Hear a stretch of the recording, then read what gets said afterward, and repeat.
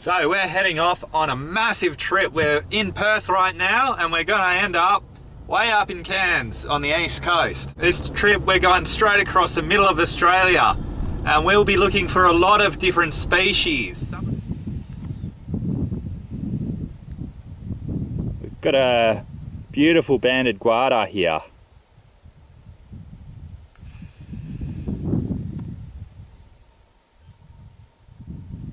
He's in a bit of a mood, out basking this morning.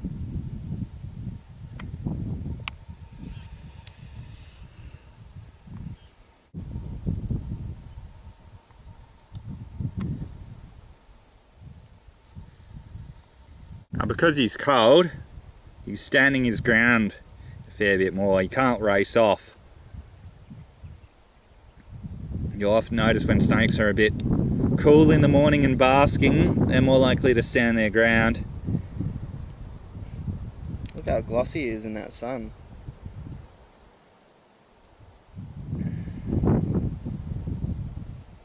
They come in all kinds of colours. Now, surprisingly, the banded form is actually fairly common, and it's probably one of my favourite colour forms of the guardas, also known as the Western Brown. He's got a tiny little head, but he still has little venom glands in there. Still a fairly young snake, I reckon. They don't get very big. As they get older, they start to lose their colours a bit. If I'm really slow and I keep my distance, I'm fairly safe. Sorry, I'm just amazed how pretty this guy is.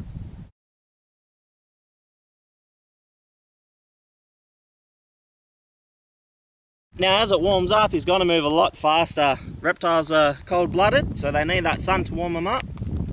Now it's really sunny today, so it doesn't take much to warm them up. And these snakes are one of the fastest snakes in the desert. As you can see, it's not having a go at Kyle. It's giving him a bit of a warning, but it's keeping its distance. If you stand too still, you'll think you're a tree.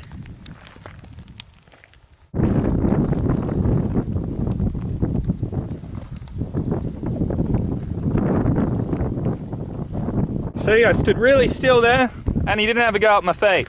The snakes don't chase people. You shouldn't really have any problems.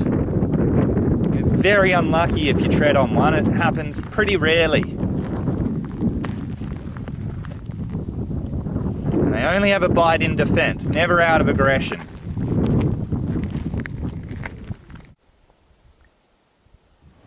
Guarda, also known as Western Brown, Pseudonaja mengdonite. Beautiful one with a black head.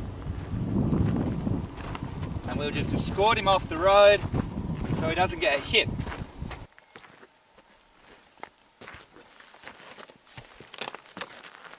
These guys are pretty shy. If you tend to go near them, they really want to go the other way. If you really get in their way, they will go up in that S-shaped position. This one's really pretty. They come in all colours. This one's a colour we've wanted to find for a long time. The one with the black head and the nice beautiful desert orange on him. He's a bit grumpy, this one, although he hasn't tried biting. He's doing a lot of hissing, which is what a lot of brown snakes do. It's part of their behaviour. He's a close relative of the dugite, which is found in Perth, or the Peninsula Brown in South Australia, and the Eastern Brown, the famous Eastern Brown.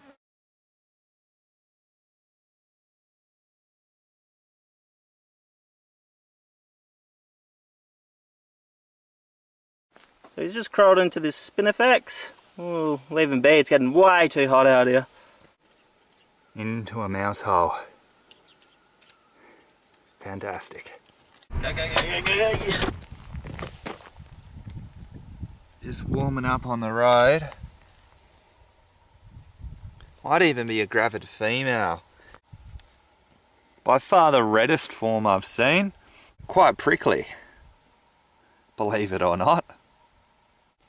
Now they mostly eat ants, so a lot of people think they make a good pet, but they don't. They look really nice, but take a photo like I'm about to do and just move them off the road and let them be on their way. It's really, really hot, and it's a little bit humid too.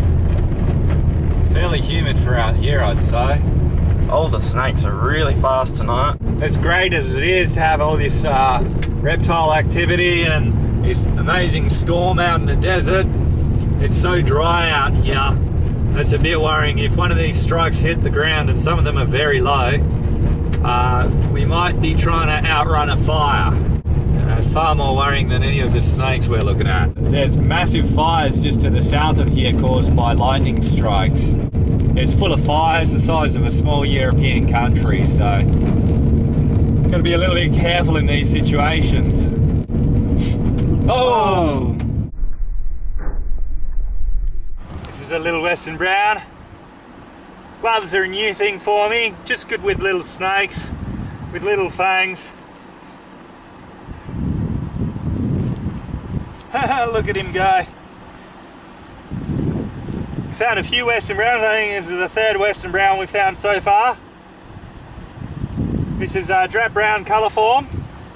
At this size, we're starting to confuse them a little bit with this coloration, I should say. We start to confuse them a little bit with the Central Ranges taipan. Oh, look at that.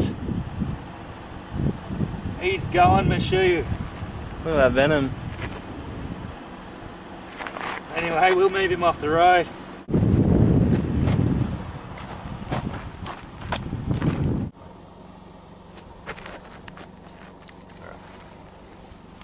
Off he goes. And this is where all the lightning was. So we better get out of here pretty quick. Alright, well, we found a good tree, what appears to be a good tree for widgety grubs. There's one in here. Bright yellow, I reckon he's going to taste real nice. And Steve's just going to eat him whole.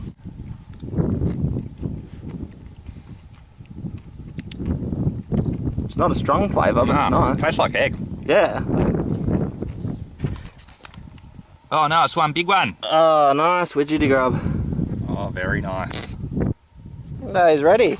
That was literally 1 minute. He's still very hot. Please don't do that ever again. Alright, should be good now. Alright, let's do it. Mmm. What's it taste like? Cross between cooked egg and almond. Yeah, I thought it was very similar to almond. And yeah, eggy and almond. Cool. Got a black guada here. This is the first black one we've seen on the trip. It's quite pretty. This one's very active.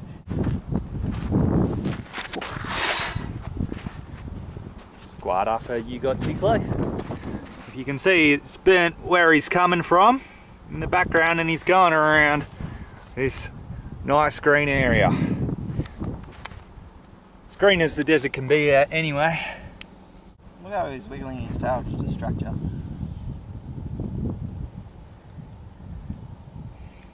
That's a sign of agitation with some snakes. Oh, that's like a, what, 8th guada on the trip? No shortage of these guys. He's off hunting. Looking for lizards and stuff to feed on.